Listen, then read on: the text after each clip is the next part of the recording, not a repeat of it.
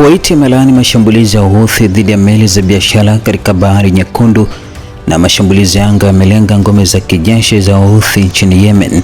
Julai 26, serikali ya Kuwait siku ya Jumapili imelaani mashambulizi ya mara kwa mara yanayodaiwa kufanywa na kundi la Houthi wa Yemen dhidi ya meli za kibiashara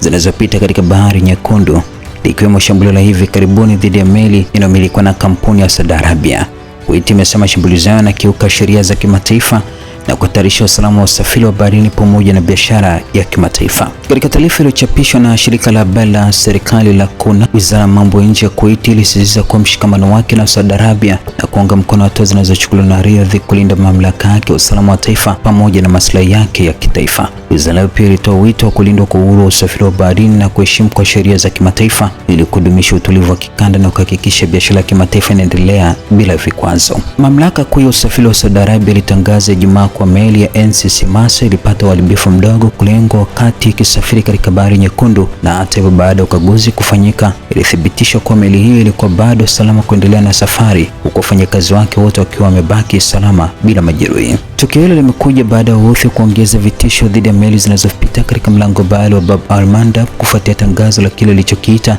mzingiro wa baharini dhidi ya Saudi Arabia, hatua imekosolewa vikali na mataifa ya Kiarabu pamoja na jumuiya ya kimataifa. Wakati huo chombo cha habari cha serikali ya Yemen kimeripoti kuwa mashambulizi ya anga yalifanywa siku ya Jumamosi dhidi ya vikosi vya ziada vya Houthi maeneo ya kurusha makombora na magari ya silaha katika majimbo ya Marib karibu na Yemen na Riyadh kaskazini mwa nchi hiyo. Kwa mujibu wa televisheni hiyo, mashambulizi hayo yalilenga maeneo ya kurusha makombora, kituo cha kurusha roketi pamoja na magari ya silaha. Mashambulizi ya anga yalilenga vikosi vya nyongeza vya wanamgambo wa kigaidi wa Kihouthi, ilisema Yemen TV, bila kubainisha ni jeshi gani lililotekeleza mashambulizi hayo. Ripoti hiyo pia ilidai kuwa idadi ya wapiganaji wa Kihouthi waliuawa, wakiwemo wataalamu wa uendeshaji wa makombora katika maeneo hayo mawili. Hata hivyo, hadi sasa Houthi hawajatoa tamko lolote kuhusu madai hayo ya vifo wala kuhusu mashambulizi dhidi ya miundombinu yao ya kijeshi. Mvutano kati ya Saudi Arabia na Houthi umeendelea kuongezeka tangu kundi hilo litangaza kusitisha usafiri wa meli zinazohusishwa na Saudi Arabia katika Bahari Nyekundu na mlango bahari wa Bab al-Mandab.